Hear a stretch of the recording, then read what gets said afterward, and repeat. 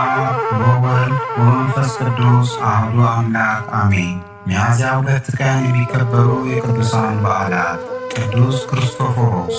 ክርስቶፎሮስ ትርጉሙ ለባሴ ክርስቶስ እንደመሆኑ በሐዋርያት ዘመን የነበሩ ብዙ ቅዱሳን በዚህ ስም ይጠሩ ነበር። ከእነዚህ አንዱ ቅዱስ ክርስቶፎሮስ ሀገሩ በልዓተ ሰብእ ሰውን የሚበሉ ውስጥ ነበር። ይህች ሀገር አሁን የት እንዳለች በውል ባይታወቅም የቅዱስ ማትያስ ሀገረ ስብከት በመሆኗ አውሮፓና እስያ ድንበር አካባቢ እንደሆነች ይገመታል። የአካባቢው ሰዎች ከሰው ሥጋ ውጭ እህልን አይቀምሱም ነበር። ቅዱስ ማትያስ በእነርሱ ያደረውን ርኩስ መንፈስ አስወጥቶ አሳምኗቸዋል። ከሀገሩ ሰዎችም አንዳንዱ ገጻተ ከለባት ወይም የውሻ መልክ ያላቸው ነበሩ። ክርስቶፎሮስም ከእነርሱ አንዱ ነበር። በክርስቶስ አምኖ ከተጠመቀ በኋላ በስብከቱ ብዙዎችን አሳምኖ ስለ ሃይማኖቱም ብዙ ጽዋቶ መከራ ተቀብሎ በዚች ቀን በሰማዕትነት አርፏል። ከሰማዕቱ በረከት አምላኩ ያድለን። ሚያዝያ 2 ቀን የሚከበሩ ዓመታዊ ቅዱሳን በዓላት፦ ቅዱስ ክርስቶፎሮስ ሐዋርያና ሰማዕት፣ አባ ስምዖን ዘሀገረ ሐሊባ፣ ቅዱስ መላሌ ያሬድ አባት ከአዳም 5ኛ ትውልድ።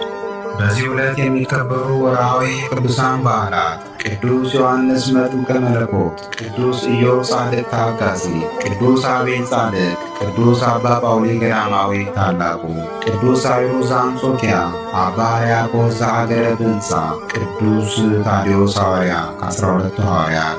ቅዱሳኑን የሚመለከት ከመጽሐፍ ቅዱስ የተወሰደ ጥቅስ የቅዱስ ጳውሎስ መልእክት አንደኛ ቆሮንቶስ ምዕራፍ 10 ከቁጥር 14 እስከ 18።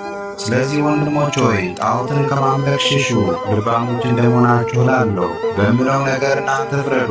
የምንባርከው የበረከት ጽዋ ከክርስቶስ ደም ጋር ኅብረት ያለው አይደለምን? የምንቆርሰውስ እንጀራ ከክርስቶስ ሥጋ ጋር ኅብረት ያለው አይደለምን? እኛ ብዙዎች ስንሆን አንድ ሥጋ ነን፣ ሁላችን ያን አንዱን እንጀራ እንካፈላለንና። ወስብሐት ለእግዚአብሔር ለወልድ ወለወላዲቱ ድንግል ወለመስቀሉ ክቡር ይትጸሳህል አሜን። ዘአቅረብኩ አእላፍ ቅዱሳንን አዘክሬ ምስጋናን ያቀረቡልህ እንዲህ ቅዱሳን ዘወትር አንተን ያገለገሉ ናቸው። በድህነቴ የማነብልህ መጽሐፍ ምስጋና ተቀበል። አንተ ብዙ ባለጠጎች ካገቡት ይልቅ የድሃዋን በምልክት ስጦታን ተቀብለሃልና። ቅዱሳን የሆናችሁ ነቢያት፣ በማስተማር የተመረጣችሁ ሐዋርያት፣ ሰማዕታት፣ ጻድቃን፣ ትጉሃን የሆናችሁ መላእክት፣ እናንተም ደናግል ቸር የሆናችሁ መነኮሳት ይህችን ጉባኤ አንድነታችን መባረክን ባርኩ።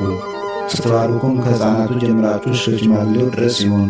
በብራና በወረቀት የጻፈውን ሊያስደርስ በገንዘብ ዋሽቶ ያጻፈውን አምኖ ያነበበውን ወደ ሌላ ልሳንም የተረጎመውን በዝነ ልቦና አምኖ የሰማውን ከጠብ ከክርክር ከመከራ ከችግር በመጸውር በእናቱ በማርያም ጸሎት ኢየሱስ ክርስቶስ ሁላችን አንድ ላይ ይማረን፣ ቅዱስ መንፈሱንም ይላክልን ከዛሬ ጀምሮ ለዘላለሙ ዳግመኛ እስኪመጣ ድረስ አሜን።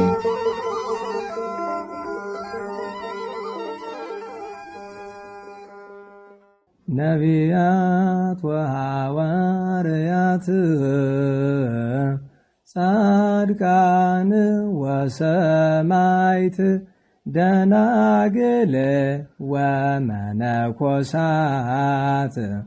አይሩግ ወሕፃናት ገዳማውያን ወሊቃውንት ሰአሉ ለነ ኩልክሙ ቅድመ መንበሩ ለጸባኦት